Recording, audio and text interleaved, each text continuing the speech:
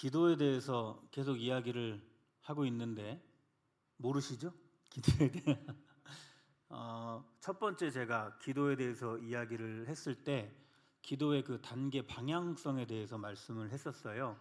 첫 번째 우리의 기도의 그 단계 시작은 나를 위해서 간구하는 것이다. 그렇게 우리는 기도를 시작하게 된다. 이렇게 말씀을 드렸죠. 이게 좋은 것이고 우리가 해야 되는 기도인데 문제는 거기에만 계속 머물러 있는 것은 좋지 않다.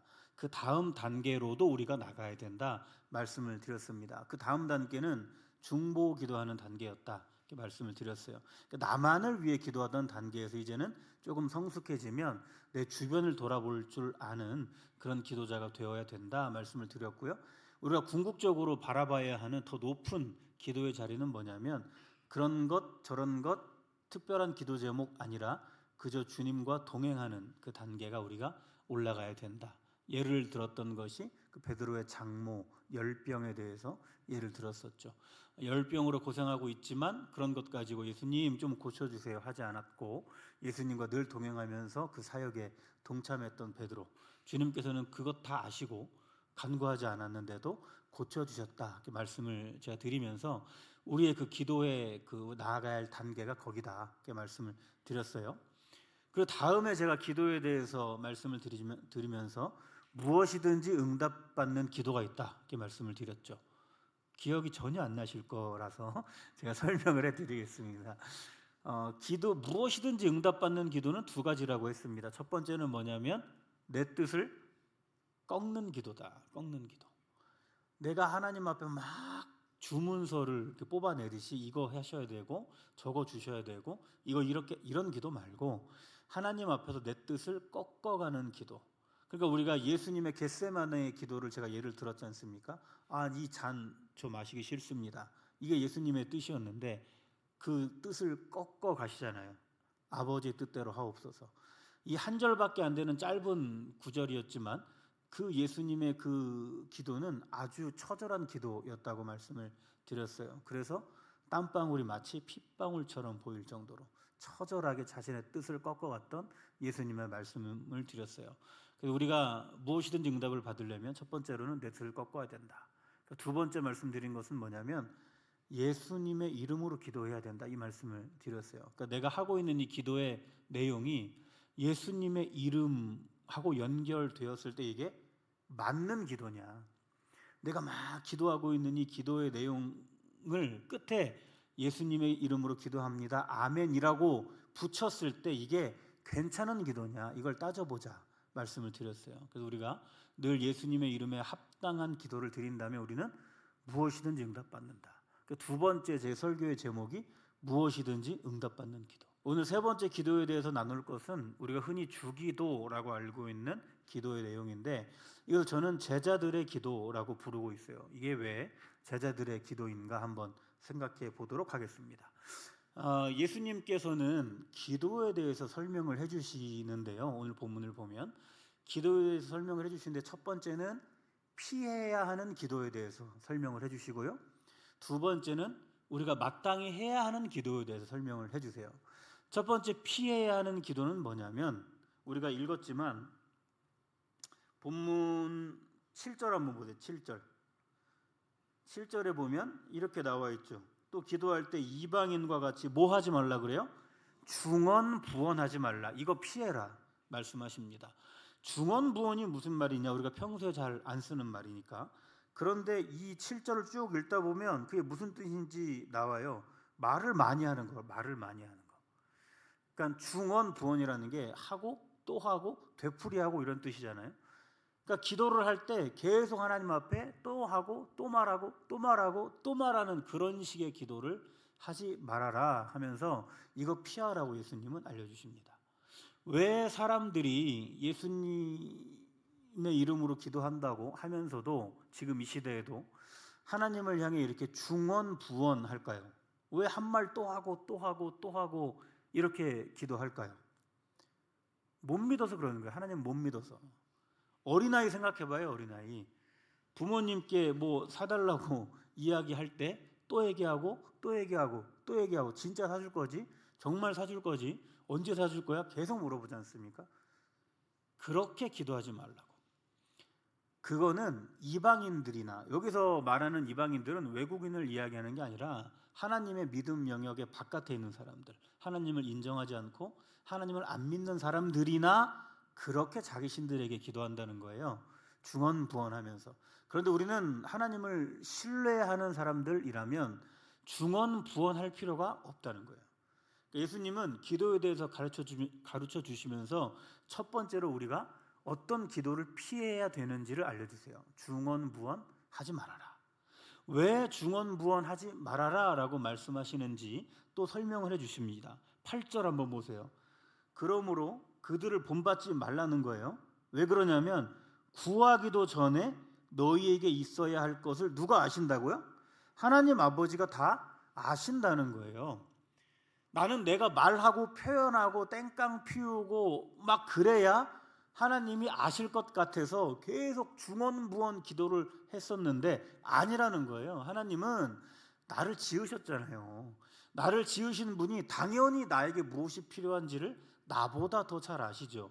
그래서 내가 기도하기도 전에 하나님은 내가 어떤 것이 지금 갈급한지를 아신다는 거예요. 그러니까 마치 하나님이 아무것도 모르고 있는 것처럼, 하나님이 나에게는 관심이 없는 것처럼, 내가 이렇게 막 하나님 앞에 어거지를 피워야 하나님이 들어주시는 것처럼 이방인과 같이 중언부언하지 말아라. 예수님이 알려주세요.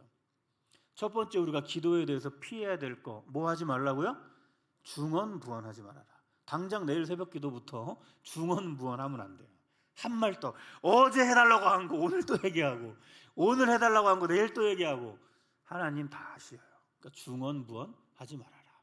그리고 나서 이제 하나님은 그러면 너희들이 이렇게 기도하자라고 기도의 방향을 짚어주십니다.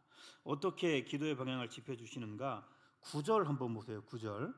예수님은 이렇게 말씀하세요. 그러므로 너희는 이렇게 기도해라. 여기서 예수님은 지금 누구에게 이 주 기도를 가르쳐 주시냐면 너희들, 제자들. 그러니까 예수님은 지금 그 불특정 다수에게 이렇게 기도하세요 라고 가르쳐 주는 게 아니에요. 제자들, 예수님 앞에 나와 있는, 지금까지의 내 삶의 가치를 버리고 이제는 예수님을 쫓아 살아가겠다고 결심한 사람들, 지금까지 내가 쫓아왔던 것들을 난 이제 더 이상 쫓지 않고 예수님을 쫓겠다고 다짐하고 예수님 앞에 선 제자들에게 기도의 방법을 알려주세요. 그러니까 우리가 주기도를 대할 때 무게감 있게 대해야 된다는 거예요. 우리 새벽 기도 할 때마다 주기도를 매일매일 하지 않습니까? 어떻게들 하시는가요? 우리가 이 주기도를 대할 때 어떻게 대해야 되느냐? 내가 지금 무슨 가치를 붙잡고 살고 있는가? 내가 지금 나의 가치, 세상의 가치, 그거 붙잡고 있으면서 그냥 주문 외우듯이 주기도를 하고 있지는 않는가? 그러니까 예수님은 분명히 이 주기도를 대할 사람들을 너희라고 딱 특정을 하신단 말이에요.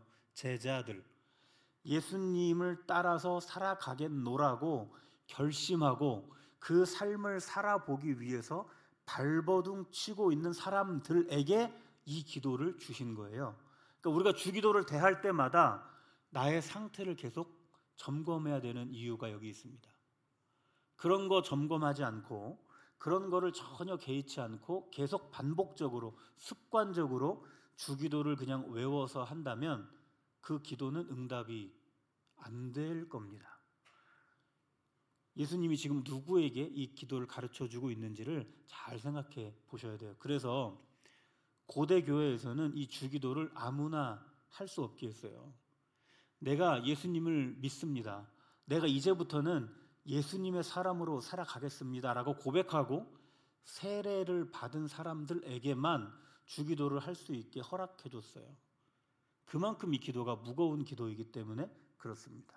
내일부터 우리가 주기도를 대할 때 그렇게 대하셨으면 좋겠어요. 이 기도가 제자들에게 주어진 기도구나. 그러니까 제자로 살고자 하는 자들에게 주어진 기도구나.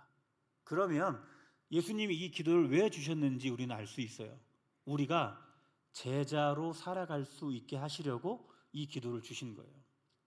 그냥 좋은 말 모아가지고 이거 기도집이야, 이거대로 읽어, 이렇게 주신 것이 아니고 이 기도를 통해서 우리가 제자로 살아갈 수 있도록 도와주시기 위해서 이 기도를 우리에게 주셨다는 것이죠. 그럼 우리가 이 주기도를 대할 때마다 내가 이 기도를 묵상하고 이 기도대로 살아가고자 하는 나의 이 발버둥과 몸부림이 나를 제자로 만들어 간다는 것입니다. 그러니까 주기도를 우리가 그렇게 대해야 되는 거예요. 예수님이 그렇게 말씀을 해 주십니다. 너희는 이렇게 기도해라. 어떻게 기도하라고 하시는지 9절 더 한번 보세요. 하늘에 계신 우리 아버지요, 이렇게 시작을 하잖아요. 예수님은 기도를 우리에게 가르쳐 주시면서 우리가 누구를 향해 기도해야 하는지를 명확하게 정리해 주시는 겁니다. 거짓 종교가 왜 거짓 종교이냐면 거짓된 대상에게 기도하고 있기 때문에 그렇죠. 거짓 신에게 기도하고 있기 때문에 그게 거짓 종교인 거예요. 예수님은 우리에게 알려주셔요. 우리가 누구를 향해 기도하고 있냐면 하늘에 계신 우리 아버지께 기도하고 있다. 이 땅에 있어서 그 한계가 명확한 존재, 내가 이 존재에게 기도한다고 해서 그 존재도 어찌할 수 없는 그런 거짓된 것에게 기도하는 게 아니라 그 한계가 없으신 하늘에 계신 우리 아버지를 향해서 기도해야 된다, 이렇게 이야기합니다. 우리가 하나님을 아버지라고 부르다 보니까 아버지와의 그 관계가 좀 좋지 않은 분들은 이 말을 부담스러워하기도 합니다. 굉장히 좀 불편해하기도 하고 친근해하지 않아요. 그러나 이거는 우리가 생각하는 인간의 개념으로 생각하면 안 돼요. 하나님은 사람이 아니시기 때문에 남자일 수도 없고 여자일 수도 없잖아요. 여기서 말하는 아버지의 개념은 다함 없는 사랑을 자녀에게 베풀어주는 어버이의 의미입니다. 그러니까 부모의 의미인 거죠. 이걸 우리가 잘못 이해하니까 이단에서는 하나님 어머니도 막 나오지 않습니까? 그러니까 그건 아주 웃긴 거죠. 그러니까 우리가 지금 누구에게 기도를 하고 있는가?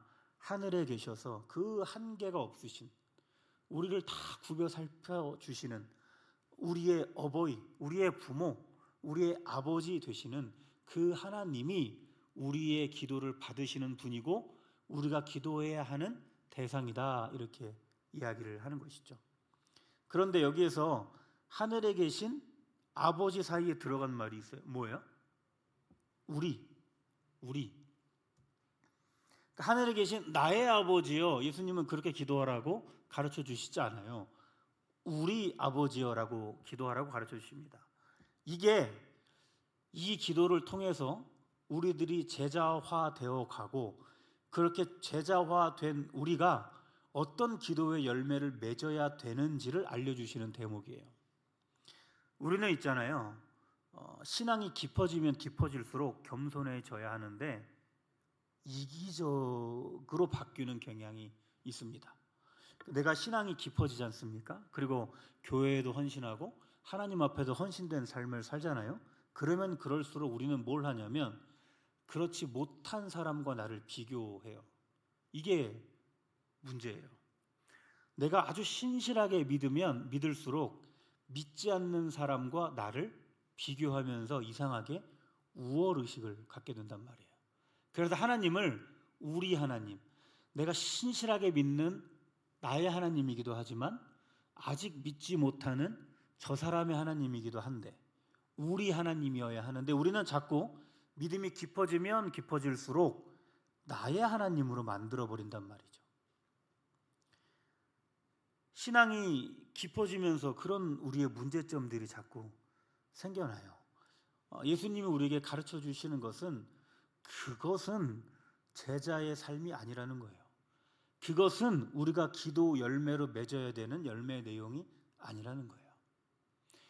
다함 없이 사랑을 베풀어 주시는 하나님이 우리 하나님이라는 이 생각 속에서 우리가 이 기도를 해 나가야 된다는 거예요. 그러니까 나만을 위한 기도에서 머물면 안 되고 이 기도를 통해서 내가 변하고 변한 내가 살아감으로 인해서 아직 믿지 않는 사람들도 나보다 신앙이 연약한 사람들도 하나님의 사랑을 다 누릴 수 있는 기도가 이 기도가 되어야 한다고 예수님은 우리에게 알려줍니다. 그래서 기도를 시작하면서 예수님은 우리에게 이렇게 기도하라고 알려주시는 거예요. 하늘에 계신 우리 아버지요, 이렇게 기도하라고 알려주십니다. 그렇게 기도의 대상에 대해서 하나님은 명확하게 우리에게 알려주시고요, 그 다음에 어떤 기도를 해야 되는지 설명을 해주십니다. 9절 쭉 보시면 그 다음에 어떤 기도를 하라고 말씀하세요? 이름이 거룩히 여김을 받으시오며. 이게 우리가 해야 되는 첫 번째 기도인 거예요. 한번 따라해 볼게요. 이름이 거룩히 여김을 받으시오며. 이게 우리가 해야 되는 첫 번째 기도의 제목이 되어야 한다는 겁니다. 하나님은 거룩하신 분이에요. 그분의 이름도 거룩하시죠. 이건 너무나 당연한 일이에요. 누가 하나님의 이름을 거룩하다라고 인정해 줘야 거룩하신 게 아니라 하나님은 그분 자체로 거룩하신 분이기 때문에 그분의 이름이 거룩한 것은 당연한 거예요. 그런데 예수님은 왜 하나님의 이름이 거룩히 여김을 받으시오며 라고 기도하라고 하실까? 그러니까 우리가 하나님의 이름을 거룩하다, 거룩하지 못하다 그렇게 판단할 능력은 우리에게 없지만 우리에게 있는 게 하나 있어요. 그게 뭐냐면 하나님의 이름을 드러내지 않고 살 수 있는 능력이 있어요. 십계명에서는 이걸 뭐라고 하냐면 여호와 이름을 망령되게 하는 것이다 라고 이야기합니다. 우리가 하나님의 사람들로서 이 세상을 살아가는데 하나님의 사람들답지 못하게, 그러니까 거룩하지 못하게 이 세상을 살아가면 우리는 최소한 하나님의 이름을 거룩하게 하는 삶을 살지 못할 수는 있죠. 그렇게 사는 것을 여호와의 이름을 망령되게 하는 것이라고 이야기한단 말이에요. 여기서 말하는 예수님이 우리에게 알려주는 이 기도의 내용은 뭐냐면 내가 하나님의 그 거룩하심에 동참하는 삶을 살게 하여 주옵소서. 이 기도가 우리의 첫 번째 기도가 되어야 한다고 예수님이 알려주시는 거예요. 나의 삶이, 나의 이 움직임이, 아침에 눈을 떠서 내 일상을 살아가는 이 삶이 하나님의 거룩함, 그 이름의 거룩함에 동참하는 삶이 될 수 있도록 도와달라고 이 기도를 가장 먼저 하라고 예수님은 우리에게 알려주십니다. 그리고 두 번째 우리에게 어떤 기도를 알려주시냐면 10절로 한번 가보세요. 하나님의 나라가 임하게 해달라, 이런 기도를 하라고 말씀합니다. 나라라는 개념을 좀 이해하려면, 특별히 하나님의 나라의 개념을 이해하려면 예전에 왕이 다스리던 시대 있지 않습니까? 그때의 나라의 개념을 생각해 보면 돼요. 왕이 다스리던 그 시대의 나라의 경계, 나라의 개념은 뭐였냐면 왕의 통치권이 영향을 미치는 곳까지, 거기가 그 나라인 거죠. 왕의 말이 씨도 안 먹히는 건 그거는 그 나라가 아닌 거예요. 왕의 말, 왕의 통치, 왕의 영향력이 미치는 데까지가 그 왕의 나라가 되는 거죠. 나라가 임하게 해달라고, 하나님의 나라가 임하게 해달라고 기도하라는 것은 뭐냐면 하나님의 그 통치를 내가 내 삶에서 인정하고 살아갈 수 있도록 해달라는 그 기도를 하라는 거예요. 우리 광주 베델교회 성도님들이 100명이라고 한번 해봐요. 광주 전역에 우리가 흩어져서 살고 있다고 한번 해봅시다.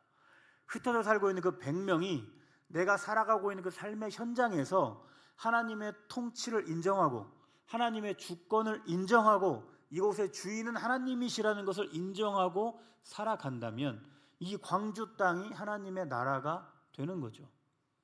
예수님이 우리에게 가르쳐 주시는 두 번째 기도는 그거예요. 내가 살아가는 그 땅에서 하나님의 통치를 인정하면서 살고 그곳에서 하나님을 주인으로 인정하면서 살아서 하나님의 나라를 이 땅에서 이루면서 살아가게 해 주시옵소서. 이 기도를 우리에게 하라고 예수님은 알려주십니다.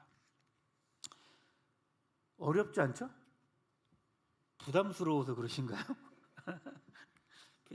표정들이 너무 싸늘해가지고 그런 기도를 하라고 예수님은 우리에게 알려주세요. 그러니까 주기도를 우리가 늘상 반복해서 하는데 사실은 우리가 이 의미를 잘 곱씹지 않고 어렸을 때부터 습관적으로 해오던 것들이 있어요. 그러다 보니까 이게 무슨 의미인지 잘 생각하지 않고 그냥 다 외웠기 때문에 넘어가 버리는 경우가 많죠.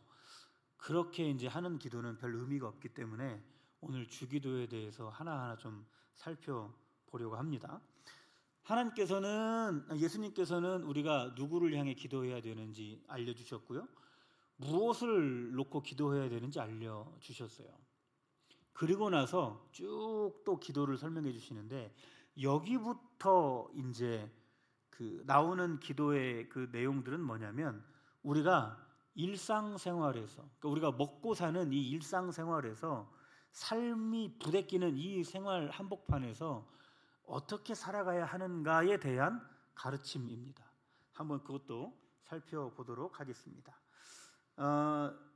예수님이 우리에게 가르쳐 주시는 그 기도의 제목들을 쭉 살펴보고 있습니다. 그 중에서 11절로 한번 가보십시오. 11절로 가보시면 가장 먼저 우리에게 어떤 것을 기도하라고 말씀을 하시냐면 오늘 우리에게 일용할 양식을 주셨습니다. 이런 기도를 하라는 거예요. 한번 따라해 볼까요? 만족하고 살게 하소서. 이게 이 기도예요. 한 번 더 만족하고 살게 하소서. 이게 이 기도입니다. 예수님은 우리에게 말씀하세요. 하나님 앞에 구할 것은 뭐냐면 일용할 것이다. 그날 사용할, 그날 필요한 것이다. 그러니까 넘치는 것을 구하지도 말고 부족하게 구하지도 말고 그날 필요한 그것을 하나님 앞에 구하면서 만족하고 살자. 예수님이 그렇게 우리에게 알려주십니다. 우리가 나에게 오늘 주어진 것이 그게 어떤 것이든지 간에 이걸 나에게 주신 분이 하나님이시다라는 것을 내가 인정한다면 나를 제일 잘 아시는 그 하나님이 나에게 주신 것으로 나는 오늘을 충분히 살고도 남죠. 내게 주어진 오늘의 이것이 이게 객관적으로 볼 때 부족해 보일 수도 있고 객관적으로 볼 때 좀 초라해 보일 수도 있지만 그래도 이것을 주신 분이 하나님이십니다 라고 내가 고백을 하고 그것을 받는다면 나는 그것에 오늘 만족하며 살 수가 있는 것이에요. 그래서 예수님은 우리에게 그 기도하자고 이야기하는 거예요. 매일매일 나에게 일용할 양식으로 주시옵소서. 나에게 주신 이것 하나님이 주신 줄로 믿고 만족하게 하옵소서. 이 기도를 하라는 겁니다. 우리가 먹고 사는 이 현실 속에서 살을 부대끼고 살아가는 이 현실 속에서 가장 먼저 해야 되는 기도가 뭐냐면 만족하며 살게 해달라는 기도라는 거예요. 어제는 오늘을 만들죠. 또 오늘은 내일의 어제이기 때문에 내일을 만듭니다. 어제 내가 만족하지 못한 삶을 살지 않습니까? 그럼 오늘 나는 감사하지 못하는 삶을 살게 돼요. 오늘 내가 감사하지 못하는 삶을 살지 않습니까? 그럼 내일 우리는 하나님을 신뢰하지 못하는 삶을 살게 됩니다. 그래서 예수님은 우리에게 좀 일상생활의 기도를 어떻게 해 나가야 될지 알려주시면서 만족하고 살게 해달라는 기도로 우리가 하나님 앞에 나아가라고 알려주십니다. 그리고 이어서 어떤 기도를 알려주시느냐? 12절 가서 보세요. 12절에서는 이렇게 말하죠. 우리가 우리에게 죄 지은 자를 사하여 준 것 같이 우리 죄를 사하여 주시옵고. 따라해 볼까요? 용서하며 살게 하소서. 이게 이 말입니다. 한 번 더. 용서하며 살게 하소서. 그러니까 여기에 써 있는 말이 그렇잖아요. 우리가 우리에게 죄 지은 자를 용서해 준 것처럼 우리의 죄도 용서해 주세요. 이렇게 써 있으니까 우리가 약간 우리도 용서하며 사니까요. 하나님도 우리를 좀 용서해 주세요. 이렇게 기도하라는 것 같은데 그게 아니에요. 용서는 전적으로 하나님 앞에 속한 거예요. 이거는 거래할 수 없는 겁니다. 그러니까 하나님 내가 이렇게 했잖아요. 그러니까 하나님 저를 용서해 주셔야죠. 이렇게 말할 수가 없는 거예요. 여기서 말하는 건 어떤 뜻이냐면 내가 하나님으로부터 용서를 받은 자라면 내가 하나님을 향해서 용서를 구하는 자라면 마땅히 나도 다른 사람을 용서하며 사는 자 되게 하소서. 이 기도를 하라는 거예요. 내가 하나님 앞에 회개하면서 하나님, 저 용서해 주세요. 하나님, 하나님의 그 자비를 구합니다. 라고 기도하면서 하나님의 용서를 우리는 구하지 않습니까? 나는 그렇게 하나님 앞에 기도하고 하나님으로부터 용서도 받으면서 왜 나는 다른 사람을 용서하지 못하느냐 하는 거예요. 내가 그렇게 하나님 앞에 용서를 구하는 자라면, 내가 그렇게 하나님 앞에 용서를 받고 살아가는 자라면 마땅히 나도 내 이웃을 용서하며 살게 해달라고 기도하라는 것이 예수님이 여기서 알려주시는 기도입니다. 원수 같은 사람 있잖아요. 생각도 하기 싫은 사람 있잖아요.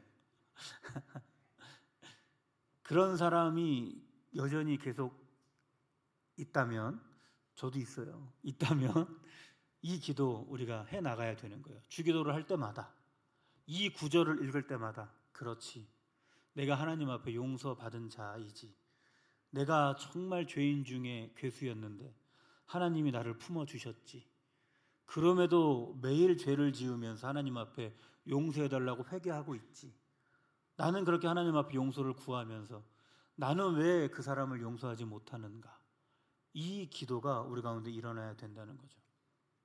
예수님은 우리에게 계속해서 기도에 대해서 알려주십니다.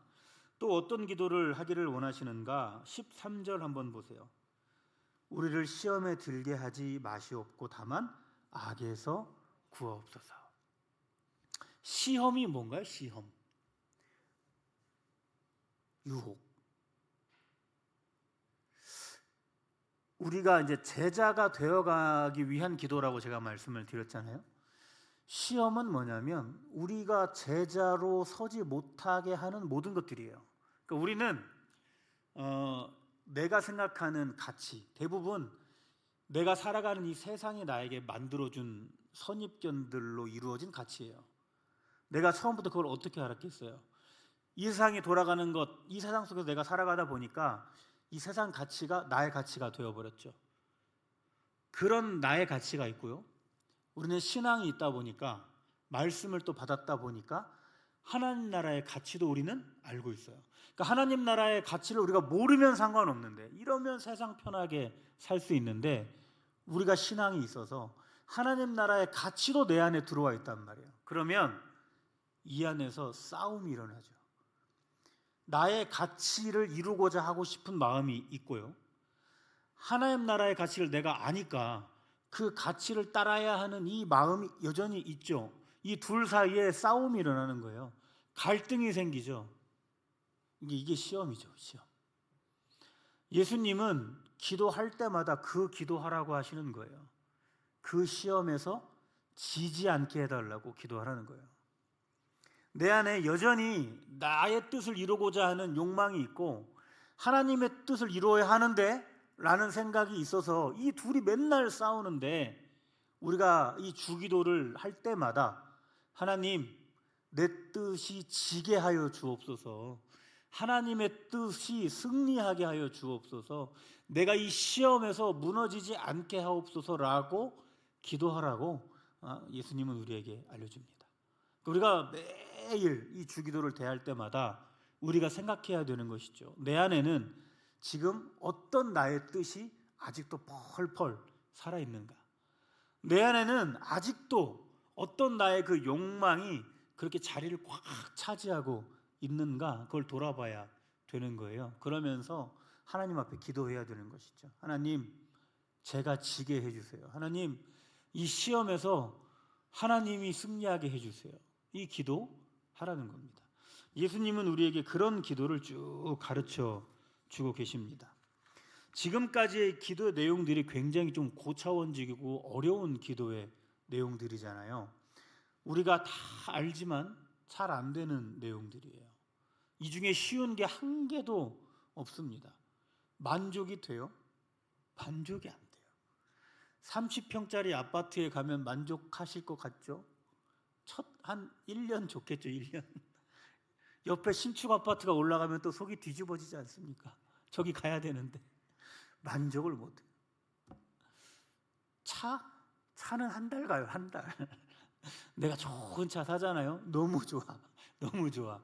한 달만 지나봐요. 기스만 하나 나봐요. 금방 만족함이 없어요. 그런데 그런 우리의 인생을 살면서 주님, 오늘 나에게 주신 것으로 만족하며 살게 해주세요. 이 기도 어렵죠. 그 기도를 우리가 한다고 정말 내가 그런 만족한 삶을 살 수 있는 건가? 이런 의심이 올라올 수밖에 없어요. 그리고 또 우리는 용서 못 하잖아요. 아주 지옥 끝까지 쫓아가고 싶지 않습니까? 그 기도를 우리가 할 때 우리 가운데 확신이 없어요. 내가 주기도를 쫓아서 내가 그렇게 용서받은 것처럼 주여 나도 좀 용서하고 싶습니다. 그 용서 이루고 살고 싶습니다. 암만 기도해도 기도 끝나고 나면 그 원수 같은 사람 똑같이 원수 같고 그 사람 불편한 마음 똑같이 불편하잖아요. 그래서 우리는 이 기도를 하면서도 확신이 없어요. 이 기도대로 되는 것인가? 시험에 들지 않게 해달라. 하나님, 내 뜻이 지게 해주세요. 하나님의 뜻이 승리하게 해주세요. 그렇게 기도하지만 어제보다 더 커진 내 뜻을 우리는 발견합니다. 그러니까 이런 기도를 예수님의 가르침에 따라 이게 제자로 서가는 길인 줄도 알고 그래서 하지만 확신이 없어요. 이게 되는가? 근데 왜 확신이 없는지 아세요? 자꾸 우리가 연약한 나를 바라보고 기도하기 때문에 그래요. 이 기도 내가 이뤄가는 건가요? 이단이요, 이단. 이 기도는 누가 이루어가시는 거예요? 하나님이 이루어가시는 거잖아요. 자꾸 우리는 나를 보고 기도하거든요. 나의 어떤 믿음의 강도, 나의 어떤 결단력 이런 걸 보고 자꾸 기도를 해요. 그러다 보니까 연약한 내가 기도한다고 이렇게 살 수 있는 것인가 의심이 들어오고 그러니까 몇 번 기도하다가 말죠. 그런데 예수님이 가르쳐 주신 이 주기도는 반드시 응답되는 기도입니다. 왜 그러느냐? 제일 마지막을 한번 보세요. 13절 중간쯤 보면 나라와 권세와 영광이 아버지께 영원히 있사옵나이다. 이게 개정 개혁판인데 우린 좀 이제 신앙생활 오래 하신 분들은 이 개정되기 전에는 이 앞에 뭐가 붙었어요? 대개. 이게 무슨 뜻이냐면 무슨 뜻인지 아세요? 대개?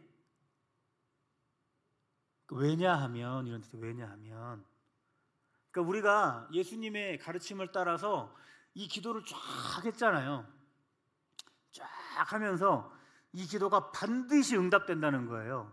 왜냐하면 나라와 권세와 영광이 아버지께 영원히 있기 때문에 그 아버지가 이 기도를 받고 계시기 때문에 반드시 이 기도는 응답된다는 겁니다. 그러니까 우리가 주기도를 당장 내일부터도 하실 텐데 반드시 응답하실 하나님께 하고 있다는 것을 늘 기억하시면서 확신 가운데 소망 가운데 기도에 나가 보시길 바랍니다. 당장 내일 새벽 기도 때도 주기도를 하시게 될 텐데 이 기도 한 절 한 절을 외우실 때 이 말에 어떤 의미가 있는가? 나는 지금 상태가 어떤가? 돌아보면서 제자 될 사람들아 이렇게 기도해라 라고 말씀하시는 그 예수님 앞에서 제자의 삶을 살기 위해 발버둥 치는 자들아 이렇게 기도해라 라고 말씀하시는 그 예수님 앞에서 네 주님 그렇게 해보겠습니다. 저는 연약하지만 이 기도 응답하실 하나님이 신실하신 분이시기 때문에 그렇게 기도해 보겠습니다 라고 기도하시면서 예수님이 바라시는 대로 점점 제자의 삶을 살아가시는 저와 우리 모두가 되기를 간절히 바랍니다.